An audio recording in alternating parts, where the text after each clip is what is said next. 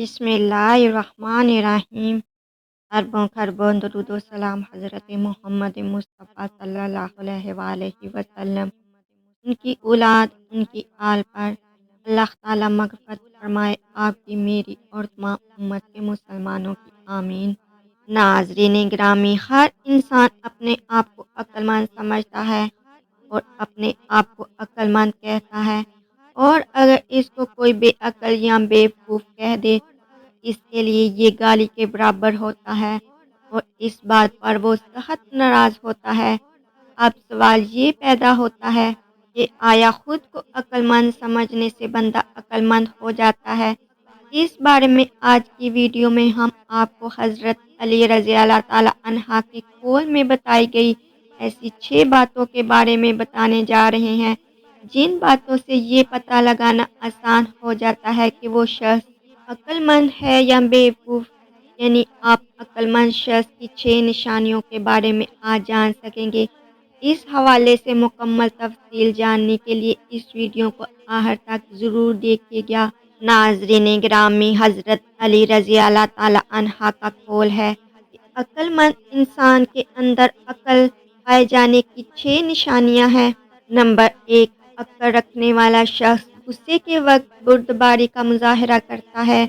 دوستو، غصے کے وقت بردباری اختیار کرنا عقل مندی کی نشانی اس لیے بتائی گئی ہے کہ جب انسان غصے کی حالت میں ہوتا ہے تو اس کی عقل قابو میں نہیں رہتی، اور یہ عقل مندی ہی ہوتی ہے کہ وہ اپنی عقل پر قابو رکھتا ہے اور ایسے کام کا مرتکب نہیں ہوتا جس پر بعد میں پچھتانا پڑے۔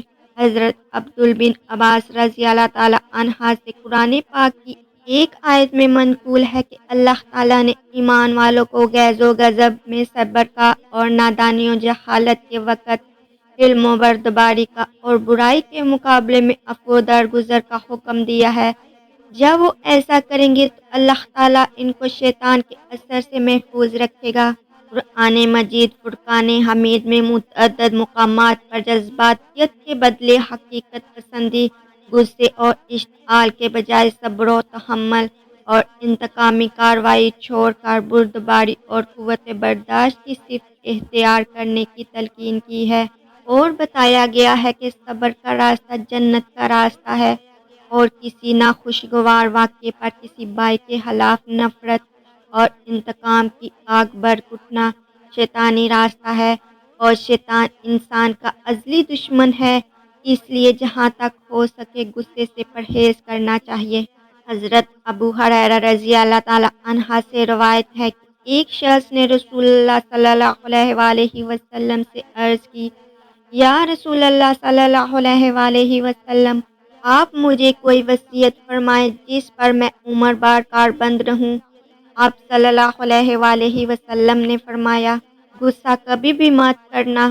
دوسری نشانی یہ بتلائی کہ خوف کے وقت صبر کا مظاہرہ کریں، جیسا کہ سورہ بقرہ میں ارشاد باری تعالیٰ ہے، اور ہم ضرور تمہیں خوف و خطر، فاقہ و کشی، جان و مال کے نقصانات اور آمدنیوں کے گھاٹے میں مبتلا کر کے تمہاری آزمائش کریں گے۔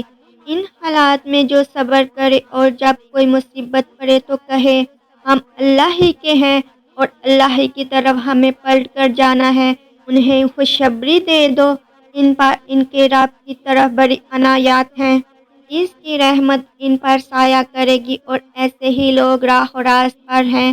مذکورہ آیات سے یہ ثابت ہوتا ہے کہ ہر انسان کو زندگی میں 2 طرح کے حالات سے دوچار ہونا پڑتا ہے، کبھی خوشی، کبھی غم، کبھی راحت تو کبھی دکھ، کبھی قہقہے اور کبھی آہیں اور سسکیاں، کبھی آرام و سکون تو کبھی بے چینی و اضطراب، کبھی صحت کی لذتیں تو کبھی بیماریوں کی آہ و بکا، کبھی رزق کی فراخی تو کبھی تنگی، کبھی شہنائی تو کبھی ماتم، کبھی نئی زندگی، نئے پھولوں کی آمد پر مبارکباد تو کبھی موت پر تعزیت۔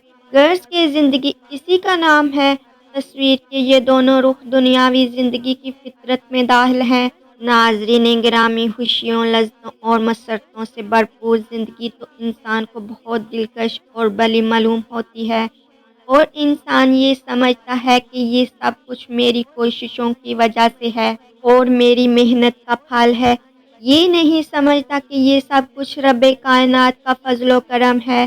جب گردشی زمانہ میں مصائب و آلام آتے ہیں تو انسان گھبرا اٹھتا ہے اور ان حالات سے خوف کھاتا ہے، اور انہی حالات میں عقل اور ایمان والوں کا امتحان ہوتا ہے کہ وہ صبر کرتے ہیں یا پھر گلے شکوے اور واویلا کرتے ہیں۔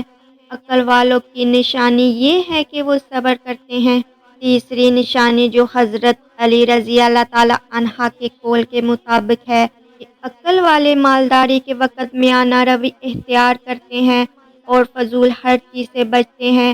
حضرت عبداللہ بن عباس رضی اللہ تعالی عنہ سے روایت کرتے ہیں کہ حضور نبی کریم صلی اللہ علیہ وآلہ وسلم نے ارشاد فرمایا، درست رہنمائی، اچھی چال اور میانہ روی نبوت کا جز ہے۔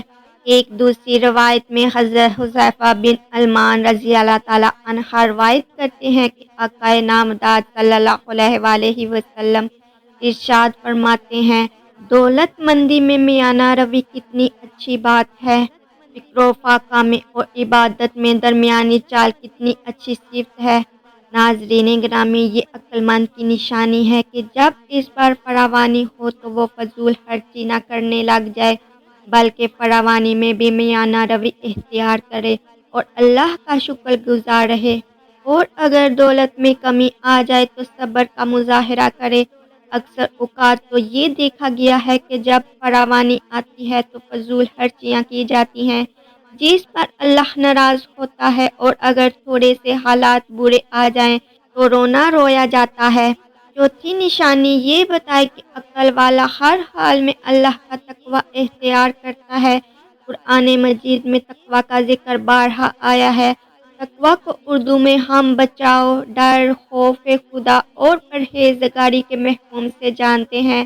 دوستو، یاد رہے کہ قرآن مجید نے کہا ہے کہ جو انسان تقوی اختیار کر لے تو وہ عقل مند ہے، اور جو تقوی اختیار نہ کرے، اللہ کی منشا والی زندگی کے بجائے اپنی مرضی کی زندگی گزارے اور اللہ کو ناراض کرے، تو ایسا شخص بے عقل اور بیوقوف ہے، چاہے وہ اپنے آپ کو کتنا ہی عقل مند کیوں نہ سمجھتا ہو۔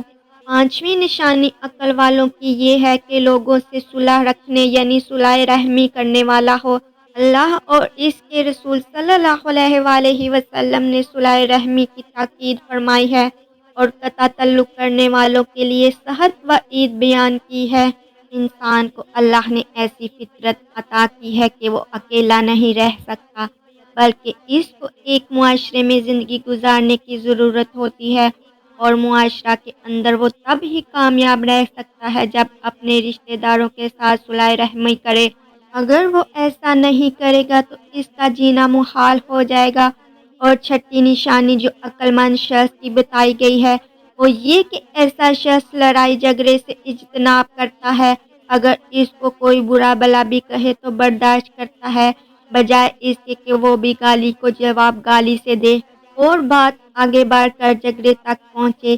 اس کی کوشش ہوتی ہے کہ جھگڑوں کو ختم کر کے آپس میں صلح کی جائے۔ لڑائی جھگڑے کی ہمارے دین میں بھی سخت ممانعت آئی ہے۔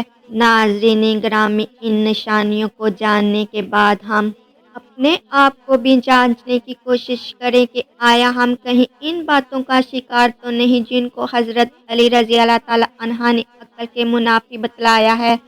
اللہ تعالی ہمیں برے کاموں سے بچنے اور نیک کام کرنے کی توفیق عطا فرمائے۔ آمین یا رب العالمین۔